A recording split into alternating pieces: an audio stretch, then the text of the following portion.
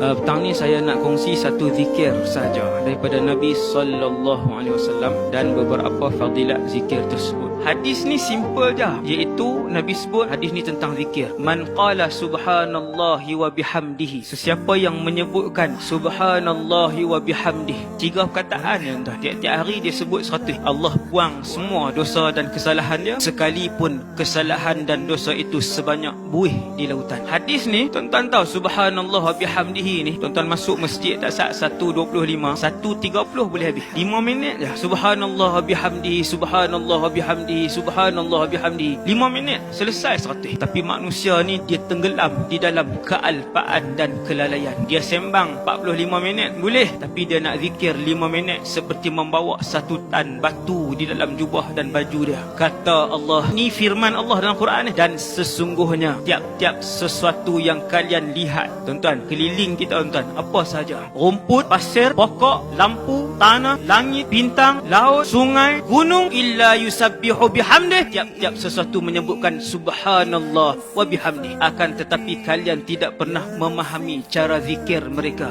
Hanya sahaja manusia tak boleh faham cara zikir mereka. Semua berzikir, semua bertasbih. Tasbih mereka subhanallah wa bihamdih. Satu hari Nabi ambil pasiang. Yang ni mukjizat. Nabi ambil pasiang, Nabi pegang, segenggam Nabi pegang. Nabi buka pasiang tu, depan sahabat ada Abu Bakar, ada Umar, ada Uthman, ada Ali, ada beberapa orang sahabat. Bila Nabi pegang pasiang ni, Nabi buka, pasir itu berzikir sehingga didengari oleh seluruh sahabat yang ada di keliling Nabi. Kata sahabat yang riwayatkan hadis ni, dia kata kami semua boleh dengar dengan telinga ni. Pasir itu sebut subhanallah, subhanallah, ramai-ramai. Kemudian Nabi pas pasiang tadi atas tangan Abu Bakar. Abu Bakar pun pegang. Sayyiduna Abu Bakar pegang, dia buka, pasir itu bertasbih subhanallah. Dia tasbih tak berhenti. Kemudian Abu Bakar pas kepada Sayyidina Umar. Sayyidina Umar pun pegang, dia buka, pasir itu berzikir dan bertasbih subhanallah sehingga didengari oleh kami semua. Yang duk bercakap ni, hadis ni, Sayyidina Ali ibn Abi Talib. Kemudian pasing di tangan Uthman ibn Affan radhiyallahu an. Sayyidina Uthman pegang, dia buka, pasir itu masih berzikir. Kemudian kata Sayyidina Ali, Sayyidina Uthman pasing kepada tangan aku pun pegang, aku buka-buka, tak zikir dah. Sebab apa? Wallahu alam. Itu rahsia, Allah tak tahu. Cuma Allah nak tunjuk benar yang disebutkan oleh Nabi sallallahu alaihi wasallam, yang disebutkan oleh Allah, setiap suatu di dalam alam ini sentiasa bertasbih kepada Allah subhanahu wa ta'ala. Sebab tu bila Nabi naik pergi ke Baitul Ma'mur, langit yang ke-7, ada Baitul Ma'mur, ada Kaabah malaikat. Kaabah malaikat nama dia Baitul Ma'mur. Nabi mendengar perkataan subhanallah, subhanallah, subhanallah. Kata Nabi, siapa yang sebut subhanallah bihamdi sekali dah, Allah tanam satu pokok kepadanya di dalam syurga. Nak tengok istana kita besar, taman kita besar dalam syurga, banyak kan? Keputusan di tangan kita. Yang ni yang disebut fadilat yang besar daripada amalan yang kecil.